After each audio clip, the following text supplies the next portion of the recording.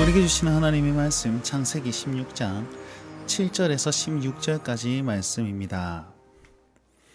오늘 본문은 하나님께서 사례를 피해서 도망간 하갈을 만나시는 장면입니다. 하갈을 만나심으로 말미암아서 그에게 소망을 주시고, 또한 그를 만나심으로 말미암아 아브람과 사례에게 하나님께서는 메시지를 전달하시는 것이 오늘 말씀의 핵심입니다. 자, 여호와의 사자가 하갈을 만납니다. 헤브론에서 술 광야 근처 브엘라 헤로이, 거기에 있는 오아시스까지 이 하갈이 도망을 가는데요. 이 거리가 한 7일 정도 가야지 되는 그런 거리입니다. 임신한 여인으로서 정말 주인을 피해서 도망간 거리로는 필사적이었다라고 생각할 수 있겠지요. 그럴 때에 여호와의 사자가 그 종인 하갈을 만나게 되는 겁니다. 이렇게 말씀하시죠. 사레의 여종 하갈아, 내가 어디서 왔으며 어디로 가느냐. 자, 그에게 여종임을 가리켜서 말씀하고 있습니다. 아마도 이 사례는요, 이 여호와의 사자가 나타났을 때 굉장히 두려웠을 것입니다. 왜냐하면 자기가 사례의 여종임을 아는 사람이 있습니다. 종이 주인을 떠나가면 사형이거든요.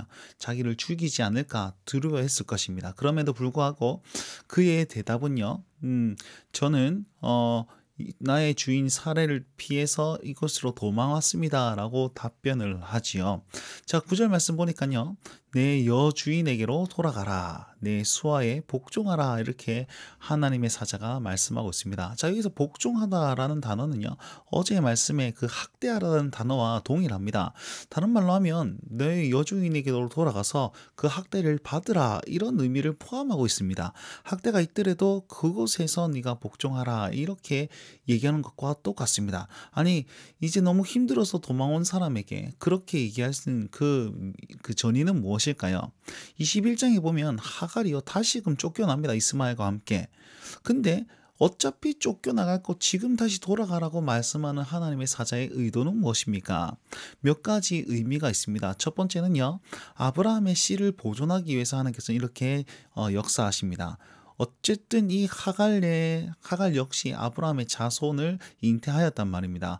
그의 자손을 하나님께서 보호하시기 위해서 다시 한번 하갈을 돌이켜서 여주인에게로 돌아가라 말씀하시는 것이고, 두 번째는 하갈이 학대를 받음으로써 거기에 있는 것처럼 너희 아브라함과 사례 역시 하나님의 기대를 가지고 그것에서 인내하여야 되는데 그렇게 하지 못하니까 하갈을 통해서 그 모습을 보여주는 것이다, 이렇게 적용할 수도 있겠고요. 마지막은 하갈의 후손을 통해서 현재 간의 갈등을 준비하고 계십니다.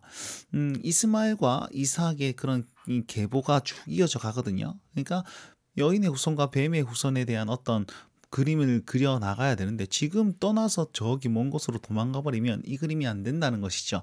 그래서 하나님은 하갈을 통해서 자신의 그런 어떤 계획들을 이루어 나가십니다. 거기서 직접 관여하여서 이 하갈을 주인에게로 돌아가라 라고 말씀하고 있다라는 것입니다. 그럼 이것을 기억하셔야 됩니다. 하나님께서는 모든 것 가운데 섭리하고 계시고 모든 것 가운데 하나님께서 인도하고 계신다라는 사실입니다. 자, 10절부터는요, 하갈을 축복하는 장면이 나오는데, 내 씨를 크게 하고 크게 번성하여서 그 수가 많아 셀 수 없게 할 것이다. 이것은 아브라함의 복과 동일합니다. 그 의미는요, 이제 이스마엘 그리고 하갈 역시 이 복의 대상자가 된다라는 것을 포함하고 있겠죠.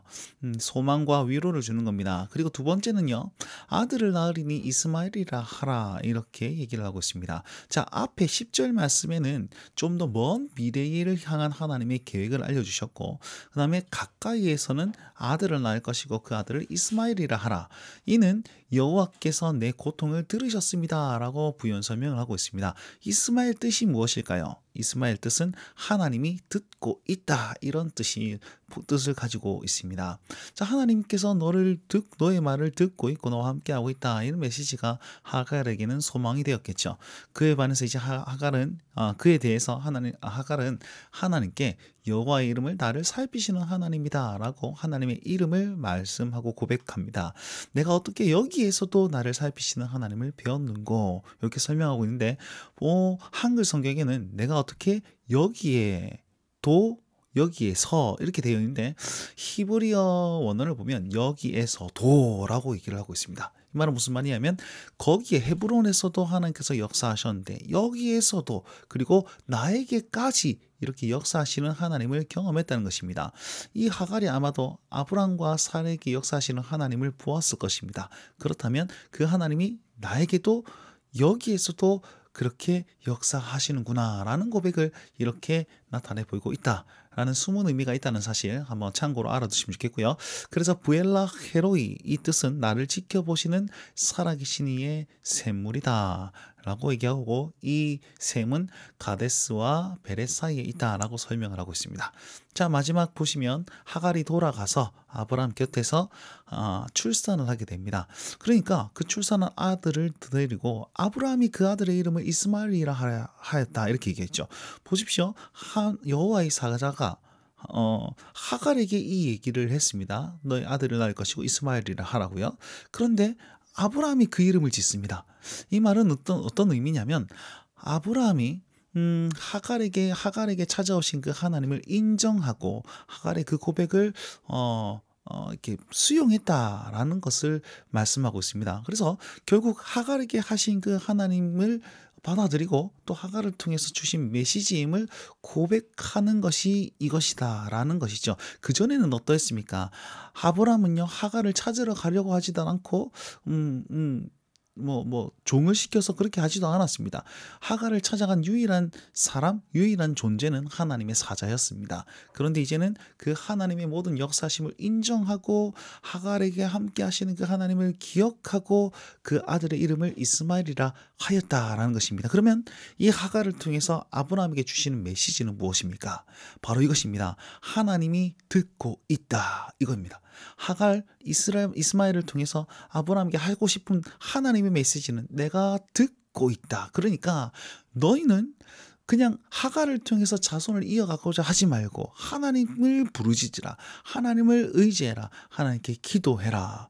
하갈을 통해서 듣고 계시고 보고 계시고 함께 하시는 그 하나님을 깨닫게 하는 장면이 이 장면이다 라고 우리는 적용해 볼 수 있는 것이죠. 자, 하나님은요, 이들의 실수, 사레의 실수, 아브라함의 실수를 하갈을 통해서 말씀하고 있다라는 것입니다.